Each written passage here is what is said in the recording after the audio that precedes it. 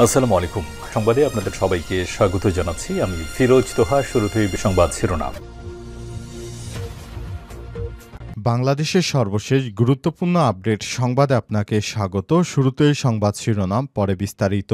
প্রথমে জানাবো আমাদের হাতে থাকা সর্বশেষ গুরুত্বপূর্ণ সবথেকে তাজা আপডেট সংবাদ। ছাত্রদল নির্বাচন বানচালের চেষ্টা করছে বললেন আবু বাকের মজুমদার। ছাত্রদল নির্বাচনের ফলাফল নিয়ে মেকানিজম করার চেষ্টা চালাচ্ছে বলে দাবি করেছেন বাংলাদেশ গণতান্ত্রিক ছাত্র সংসদ এর সভাপতি, বৈষম্যবিরোধী শিক্ষার্থী সংসদ প্যানেলের সহসভাপতি জিএস পদপ্রার্থী আবু বাকের মজুমদার। এ সময় তিনি বলেছেন, ছাত্রদলের মধ্যে যেহেতু অনেকগুলো গ্রুপিং রয়েছে, তাদের তথ্যগুলো আমাদের কাছে চলে আসে, তাদের সম্পর্কে অনেকগুলো তথ্য রয়েছে।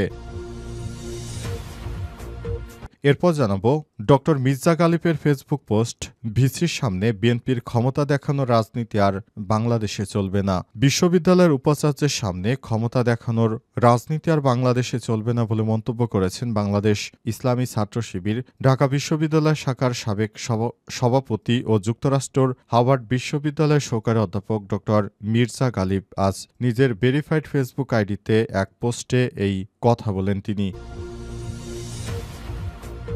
এদিকে ভোটকেন্দ্রে আমাদের এতিমের মতো দাঁড় করিয়ে রাখা হয়েছে বললেন আবিদ। ছাত্রদল সমর্থিত প্যানেলের সহসভাপতি ভিপি পদপ্রার্থী আবিদুল ইসলাম খান বলেছেন, ডাকসু নির্বাচনে ভোটকেন্দ্রে আমাদের এতিমের মতো দাঁড় করিয়ে রাখা হয়েছে। আজ ঢাকা বিশ্ববিদ্যালয় মধুর ক্যান্টিনে জরুরি সংবাদ সম্মেলনে সব কথা বলেন তিনি। এবারে জানাবো জামাতের আমিরের সঙ্গে পাকিস্তান হাই কমিশনারের কি আলোচনা হলো। বাংলাদেশ জামাত ইসলাম এর আমির ডাক্তার শফিকুর রহমানের সঙ্গে সৌজন্য সাক্ষাৎ ও মতবিনিময় করেছে ঢাকায় নিযুক্ত পাকিস্তানের হাই কমিশনার ইমরান হায়দার। বেলা ৩টার দিকে জামাত আমিরের রাজধানীর ভাটারা এলাকায় বাসভবনে সাক্ষাৎকার অনুষ্ঠিত হয়। এ বিষয়ে গুরুত্বপূর্ণ সংবাদ জানাবো, সঙ্গেই থাকুন। এবং সর্বশেষ জানাবো হোটেলে নেতা খুঁজতে এসে বাংলাদেশি ফুটবলার দেখে শান্ত নেপালের বিক্ষুব্ধরা। নেপালে জেনজিদের চলমান দুর্নীতিবিরোধী বিক্ষোভের তোপের মুখে পড়েছেন প্রধানমন্ত্রী কেপি শর্মা ওলি। পদত্যাগ করেছেন। নেপালের রাজধানী কাঠমান্ডুতে বাংলাদেশের জাতীয় ফুটবল দল যে হোটেলে অবস্থান করছে তার কাছে একটি ভবনে অগ্নিসংযোগ করেছে আন্দোলনকারীরা।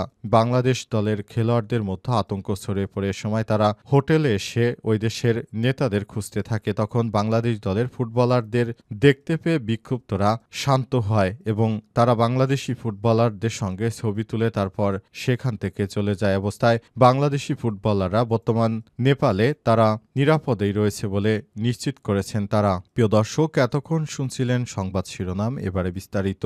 তবে তার আগে বন্ধুরা, অনুরোধ থাকবে সংবাদটিতে একটি লাইক দিন। এই চ্যানেলে আপনি নতুন হয়ে থাকলে আমাদের সংবাদটি দেখতে দেখতে চ্যানেলটি সাবস্ক্রাইব করে রাখুন। কমেন্ট করে বন্ধুরা আপনার মূল্যবান মতামত জানিয়ে দিন আপনি বিশ্বের কোন দেশ থেকে বা বাংলাদেশের কোন স্থান থেকে আমাদের সংবাদটি দেখছেন এবং শুনছেন। এবারে বিস্তারিত। ছাত্রদল নির্বাচন বানচালের চেষ্টা করছে বললেন আবু বাকের মজুমদার। ছাত্রদল নির্বাচনের ফলাফল নিয়ে মেকানিজম করার চেষ্টা চালাচ্ছে বলে দাবি করেছেন বাংলাদেশের গণতান্ত্রিক ছাত্র সংসদের সভাপতি ও বৈষম্য বিরোধী শিক্ষার্থী সংসদ প্যানেলের সহসভাপতি জিএস পদপ্রার্থী আবু বাকের মজুমদার ডাকসু। এবং এই প্রার্থী আরও বলেন, ছাত্রদলের মধ্যে যেহেতু অনেক গ্রুপিং, এর জন্য দেখবেন ছাত্রদলের কি হয়েছে, তাদের যারা ট্রুপ 3 শীর্ষ 3-তে রয়েছে, এই গ্রুপিংয়ের কারণে তাদের বাকি গ্রুপ তাদের প্রতি অসন্তুষ্ট। তারা চায় যে টপ 3 না দিতে আসুক, বাকিরা ভেতরে তথ্য প্রচার করে জন্য লিক করে যাতে আমরা সেটি ঠেকাই। কারণ তারা চোখের সামনে দেখছে ইলেকশন ইঞ্জিনিয়ারিং বা কারচুপি হচ্ছে, আমাদের কাছে সব তথ্য চলে আসে। আবু বাকের মজুমদার আরও দাবি করেন, তারা জিতেন কিংবা হারেন সেটি পরের ব্যাপার, কিন্তু তারা কোনো নির্বাচনী বিধি আচরণবিধি লঙ্ঘন করেননি। বিএনপির স্থায়ী কমিটির সদস্য মির্জা আব্বাস আগে ঢাকা বিশ্ববিদ্যালয়ে প্রবেশ করেছেন বলে অভিযোগ তুলেছে বাংলাদেশ গণতান্ত্রিক ছাত্র সংসদের সভাপতি ও বৈষম্য বিরোধী ছাত্র সংসদ প্যানেলের সহসভাপতি সভাপতি জেএস পদপ্রার্থী আবু বাকের মজুমদার মঙ্গলবার সন্ধ্যা 6:30টার দিকে ঢাকা বিশ্ববিদ্যালয়ের কার্জন হলের সামনে এসে প্রেস ব্রিফিংয়ে আবু বাকের মজুমদার বলেন, মির্জা আব্বাস ডাকসু নির্বাচনের কোনো কিছুর সঙ্গে সংশ্লিষ্টতা নেই, কিন্তু তিনি আজকে এখানে প্রবেশ করা মানে একটা ভিন্ন বার্তা যাচ্ছে দেশবাসীর কাছে। মির্জা আব্বাস আজকে ক্যাম্পাসে প্রবেশ করার কোনো সুযোগ নেই, রাইট বা অধিকারও নেই। প্রবেশ করেছেন কেন, এটা সবথেকে বড় প্রশ্ন। আবু বাকের মজুমদার আরও বলেন, অমর 21 হলে আগে থেকে যে ব্যালট পেপার সেটা আগে থেকে পূরণ করার তথ্য পেয়েছি, এই কারণে কিন্তু একজনকে অব্যাহতি দিয়েছে। আমরা আশঙ্কা করছি তাদের নামে ব্যালট করা ছিল আগে থেকেই। বিএনপির ছাত্রদল ব্যালট পেপার রেডি করে এনে তারা শুধু বাক্সে ভরে রেখেছে, এমন অভিযোগ করেছেন তিনি। ডক্টর মির্জা গালিবের পোস্ট, ভিসির সামনে ক্ষমতা দেখানো রাজনীতি আর বাংলাদেশে চলবে না। ভিসির সামনে ক্ষমতা দেখানো রাজনীতি আর এই বাংলাদেশে চলবে না বলে মন্তব্য করেছেন বাংলাদেশ ইসলামী ছাত্র শিবির ঢাকা বিশ্ববিদ্যালয় শাখার সাবেক সভাপতি ও যুক্তরাষ্ট্রের হার্ভার্ড বিশ্ববিদ্যালয় সহকারী অধ্যাপক ডক্টর মির্জা গালিব মঙ্গলবার রাতে নিজের ফেসবুক আইডিতে দেয়া এক পোস্টে তিনি এই কথা বলেছেন। ডক্টর মির্জা গালিব বলেন, সরি টু সে, বিশ্ববিদ্যালয় ভিসির সামনে টেবিল চাপড়ানোর, ক্ষমতা দেখানোর, মার্শাল পাওয়ার দেখানোর যে রাজনীতি, এটা বাংলাদেশে আর চলতে দেয়া হবে না। একটা জয় পরাজয় 1 বছরের জন্য মাত্র, কিন্তু ব্যক্তিত্ব আর চরিত্রের ইস্যু বাংলাদেশের আগামী দিনের ভবিষ্যতের প্রশ্ন। যারা বিশ্ববিদ্যালয়ের উপাচার্যের সামনে এই ধরনের বেয়াদবি মার্কা কাজ করেছে তাদেরকে এদেশের ছাত্র জনতা কখনোই ক্ষমা করবে না। তাদেরকে এবার নির্বাচনের মাধ্যমে দেখিয়ে দিয়েছে শিক্ষার্থীরা যারা উপাচার্যকে সম্মান দেখায় না, বিশ্ববিদ্যালয়ের উপাচার্যকে যারা পেশি শক্তি দেখায়, তাদের বিরুদ্ধে এবার সাধারণ শিক্ষার্থীরা সবথেকে বড় ক্ষমতা দেখিয়ে দিয়েছে ভোটের মাধ্যমে। আগামী দিনে বাংলাদেশের রাজনীতিতে আর এসব সন্ত্রাসীদের কোনো ঠাঁই হবে না। এসব সন্ত্রাসীরা যা করেছে সম্পূর্ণ কিছু তাদের দলের পাওয়ার দেখানোর জন্য করেছে। প্রকৃতপক্ষে তারা কখনো দেশকে ভালোবাসতে পারে না। যদি ভালোবাসতো তাহলে বিশ্ববিদ্যালয়ের উপাচার্যের সামনে তারা এই ধরনের কোনো কর্মকাণ্ড করতে পারত না।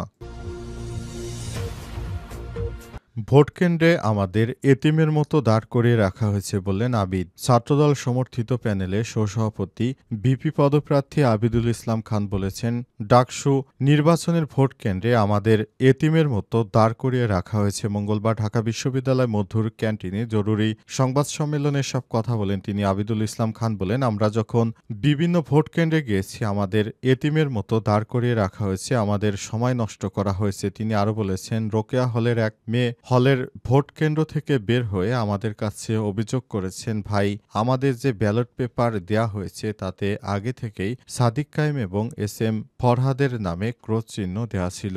এটা শুধু রোকেয়া হলের ক্ষেত্রে হয়নি, এমন ঘটনা অমর 21 হলের ভোট কেন্দ্রেও হয়েছে। পরে আমি যখন কেন্দ্রের চিফ রিটার্নিং কর্মকর্তার অনুমতি নিয়ে অনুসন্ধান করতে গেলাম, জানার চেষ্টা করলাম, তখন তারা জানালেন এটা কিভাবে হয়েছে তারা জানেন না। সুতরাং দুইটা কেন্দ্রে যেহেতু প্রমাণ পেয়েছি সেহেতু অন্য জায়গাও হতে পারে। আমরা জানি না কত ব্যালটে এমন করা হয়েছে, আমরা নিশ্চিত হতে পারিনি। তবে নেতাকর্মীদেরকে তিনি বলেছেন, এই নির্বাচন সুষ্ঠুভাবে সম্পন্ন হয়নি। এই নির্বাচনে যে প্রত্যাশা নিয়ে ছাত্রদল এসেছিল তাদের সেই প্রত্যাশা পূরণ করা হয়নি।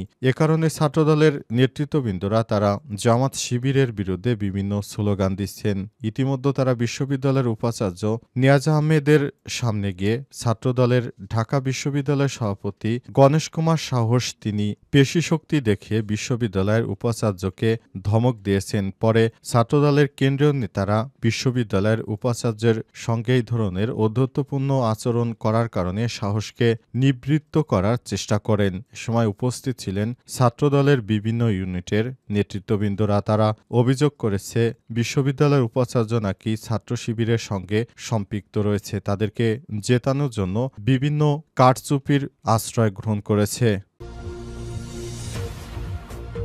জামাতের আমিরের সঙ্গে পাকিস্তান হাই কমিশনারের কী আলোচনা হলো? বাংলাদেশ জামাতে ইসলামের আমির ডাক্তার শফিকুর রহমানের সঙ্গে সৌজন্য সাক্ষাৎ এবং মতবিনিময় করেছেন ঢাকায় নিযুক্ত পাকিস্তান হাই কমিশনার ইমরান হায়দার। আজ ৯ সেপ্টেম্বর জামাতের আমিরের রাজধানী ভাটারা এলাকার বাসভবনে এই সাক্ষাৎ ও মতবিনিময় অনুষ্ঠিত হয়। সময় ইমরান হায়দারের সঙ্গে ছিলেন পাকিস্তানের হাই কমিশনারের পলিটিক্যাল কাউন্সিলর কামরান ধাকগল। পরে জামাত এক সংবাদ বিজ্ঞপ্তি জানায় সাক্ষাৎকারটি অত্যন্ত সৌহার্দ্যপূর্ণ পরিবেশে অনুষ্ঠিত হয়েছে। মতবিনিময়কালে বাংলাদেশ ও পাকিস্তানের স্বার্থ সংশ্লিষ্ট বিভিন্ন বিষয় নিয়ে খোলামেলা আলোচনা করা হয় এবং ভ্রাতৃপ্রতিম উভয় দেশের পারস্পরিক সম্পর্ক ভবিষ্যতে আরও জোরদার করা হবে বলে আশাবাদ ব্যক্ত করা হয়। এ সময় জামাতের নায়েবে আমির সাবেক এমপি ডাক্তার সৈয়দ আবদুল্লাহ মোহাম্মদ তাহের, সহকারী সেক্রেটারি জেনারেল এবং কেন্দ্রীয় প্রচার ও মিডিয়া বিভাগের প্রধান অ্যাডভোকেট এহসানুল মাহবুব জুবায়ের এবং জামাতের আমিরের পররাষ্ট্র বিষয়ক উপদেষ্টা প্রফেসর ড মাহমুদুল হাসান উপস্থিত ছিলেন। এ সময় জামাতের নেতারা পাকিস্তানের নেতাদের সঙ্গে কথা বলে আগামীতে জামাত যদি সরকার গঠন করতে পারে তাহলে তারা পাকিস্তানকে সব রকমের সহযোগিতার প্রতিশ্রুতি দিয়েছে। বাংলাদেশ জামাত ইসলামের নেতৃত্ববৃন্দরা ভবিষ্যতে যেন সরকার গঠন করতে পারে সেজন্য তারা সব রকমের প্রস্তুতি গ্রহণ করেছে এবং এই নির্বাচন যদি সুষ্ঠু হয় তাহলে জামাত ইসলাম সরকার গঠন করতে পারবে এমন আশ্বাসের কথা তারা জানিয়েছেন এবং পাকিস্তানের সঙ্গে একটি ভ্রাতৃপ্রতিম সম্পর্ক তারা গড়ে তুলতে চান। এজন্য বাংলাদেশ জামাত ইসলামের আমিরের সঙ্গে তার সৌজন্য এই সাক্ষাৎ হয়েছে।